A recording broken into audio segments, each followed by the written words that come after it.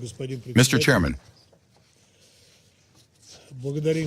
we thank the UN Deputy Special Coordinator for the Middle East Peace Process, Ramis Alakbarov, for his detailed report on the situation in the occupied Palestinian territory in the context of the implementation of Security Council Resolution 2334, as well as the High Representative of the Peace Council for Gaza, Nikolay Mladenov, for his briefing.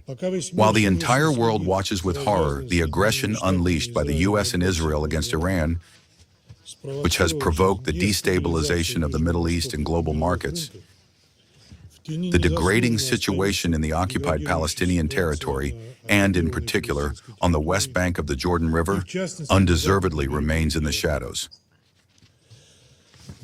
Taking advantage of the regional escalation, the Israeli authorities and settlers have doubled their efforts to infringe upon the rights of Palestinians in the West Bank.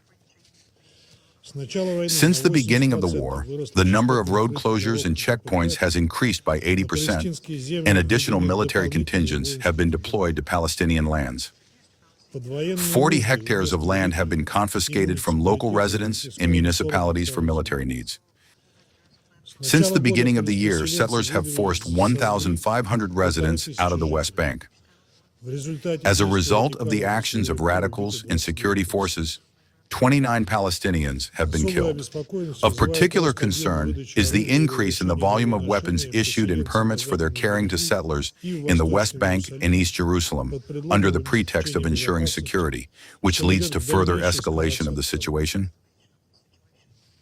Israel is increasing the pace of settlement construction and expanding the practice of land seizures in line with the policy of creating irreversible facts on the ground.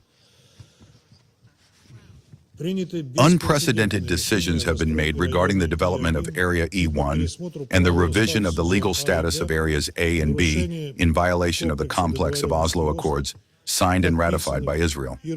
As a result of the Israeli Operation Iron Wall, more than 33,000 Palestinian refugees were evicted from the Jenin, Tulkarm, and Nur Shams camps. Half of the buildings in which were demolished, which calls into question the return of Palestinians there in the future. The closure of the Al-Aqsa Mosque complex to Muslims during the final days of the month of Ramadan, under the pretext of security, is of an overtly provocative nature, which became a true ordeal for believers. The Church of the Holy Sepulchre is also closed to believers. We demand from Israel the preservation of the historical and legal status quo of the holy sites of Jerusalem. Against this background, hate speech is actively flourishing. Social media accounts linked to radicals call not to miss the moment, while the international community's attention is distracted by the Iranian narrative. In a video message recorded against the backdrop of the demolition of the UN Agency for Palestine Refugees headquarters, the Deputy Mayor of Jerusalem directly calls for the killing of all agency employees while hiding behind religious views. We categorically condemn this statement and call on the Israeli authorities to take all measures to prevent such occurrences in the future. Unfortunately, statements of this kind are not an exception, but merely one of the manifestations of an aggressive, purposeful campaign launched by Israel against the UN Agency for Palestine Refugees. Since October 7, 2023, 391 agency staff members have been killed. Agency buildings are being demolished. Legislation has been adopted aimed at closing schools and hospitals supported by UN personnel and the forced disconnection of electricity and water supplies. Anti-UN Agency for Palestine Refugees disinformation is being launched in the media. Despite all this, the agency continues to play the role of an indispensable structure, providing comprehensive assistance to Palestinians, both in the occupied Palestinian territory and in neighboring Arab countries.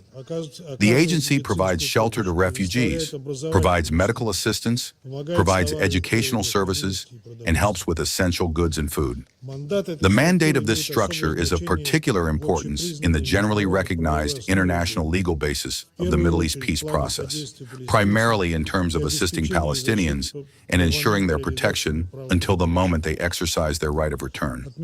We note that many of the agency's staff members have paid the highest price during the years of war in the Gaza Strip. We support the efforts of the agency leadership, including the outgoing Commissioner General, Philippe Lazzarini. We call on donors to continue providing all possible assistance to the agency, whose representatives admitted during a recent briefing that even regional escalation does not affect the agency as strongly as its deteriorating financial situation. Mr. Chairman, in parallel, the Gaza Strip has once again found itself on the brink of catastrophe. Since the moment of the conditional ceasefire in Gaza, that is October 10, 2025, more than 650 Palestinians have been killed and approximately 1,700 more wounded. The yellow line is gradually shifting to the west, and the territory not controlled by the Israelis is shrinking more and more. According to available information, the volumes of incoming humanitarian aid have been reduced by 80 to 90%. Only one checkpoint, Kerem Shalom, is fully functioning. The work of the Rafah border crossing was partially resumed the other day for the movement of people. A shortage of drinking water, food, and medicine is observed. Prospects for an early start to the restoration of civilian infrastructure are not visible. Israel is blocking the supply of construction materials. We call on West Jerusalem to ensure safe and unimpeded access in accordance with well-known guiding principles. Overall, it must be stated that we do not observe the implementation of Trump's peace plan for Gaza, approved by UN Security Council Resolution 2803. We understand that regional escalation does not contribute to the creation of favorable conditions for further steps toward the deployment of transitional structures in the enclave in the formation of the International Stabilization Force in Gaza. At the same time, the lack of progress in the implementation of the plan, including the lack of understanding regarding the International Stabilization Force, the withdrawal of the Israeli military from the sector, and the transfer of power to the Palestinian National Authority, may lead to another round of armed conflict. The exclusion of Ramallah from the political settlement process, whose representatives were not invited to participate in the Peace Council, as well as such steps to undermine the positions of the Palestinian National Authority, such as Israel's withholding of $4.5 billion in Palestinian tax deductions, causes disappointment and bewilderment. All of this undermines American peace efforts. We call on the mediators to make every possible effort to find a negotiated solution that takes into account the interests of all parties. Mr. Chairman, Russia's position on the Palestinian-Israeli settlement is of a fundamental nature and is not subject to opportunistic changes. We advocate for the resumption of the peace process on the generally recognized international legal basis, including the two-state formula, with the goal of creating an independent and viable state of Palestine within the 1967 borders with its capital in East Jerusalem, coexisting in peace and security with Israel. As for the regional aggravation, we call on the parties to immediately cease hostilities. Russia is ready to assist in finding ways to settle the current escalation on a political diplomatic basis. Thank you.